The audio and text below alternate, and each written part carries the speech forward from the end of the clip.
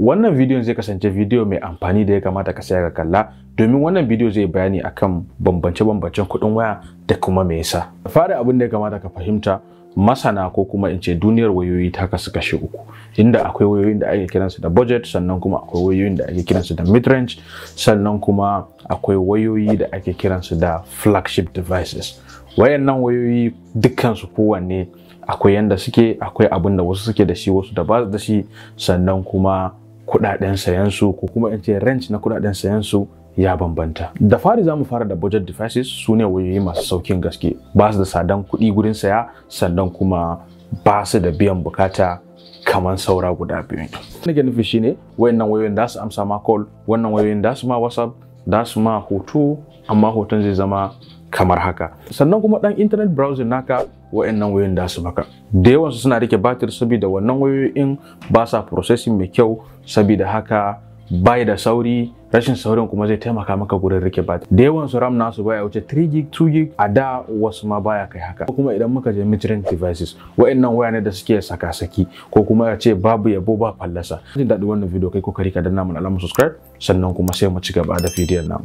Wayoyi ne masu kyau, sai dai kuma har yanzu akwai wayansu abubuwan da zaka samu babu a jikin wayannan wayoyi. Misali, wayoyin suna zuwa da screen dan daidai, ba wai suna zuwa da irin screen OLED ko wani abu da yake kan manyan wayoyi da za mu yi magana a kansu a gaba ba. Amma wayoyin suna da kyau, sannan kuma kuɗin sayan su da ɗan tsada sosai, amma kuma bai kai mai tsadan ba, haka kuma ya fi wanda muka yi magana akai a baya, mana budget devices. Wannan wayoyi za su biya maka bukata sosai, duk abin da za ka yi zai maka sosai, sannan kuma suna da storage mai kyau, suna da RAM mai kyau, sannan ana iya samun su masu dan screen mai kyau da kuma batir akan wayannan wayoyi. Da yawa same su akwai USB type C, akwai camera da zai dan dauki hoto mai kyau. Sannan waya na gaba kuma na karshe shine flagship devices, sune Galaxy S20 something Ultra, iPhone 17 Pro Max. Wayannan wayoyi ne da kamfani suka gama kure technology da za su iya baka a wannan lokaci. Suka yi camera, suka yi batir, suka yi wayan da titanium misali bayan nan, sannan kuma screen na wayan aka yi screen mai kyau da sauransu.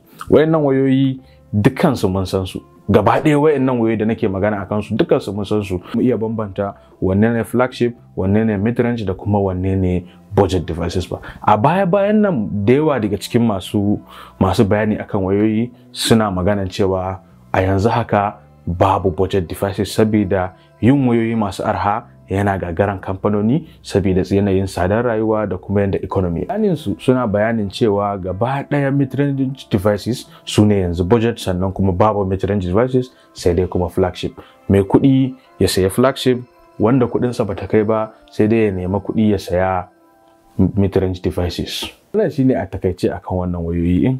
Idan ka ji daɗin wannan video, kada ka manta ka mana liking, ka kuma yi sharing da wanda ya kamata kake tunanin ya ga wannan video, sai mun haɗu a video na gaba.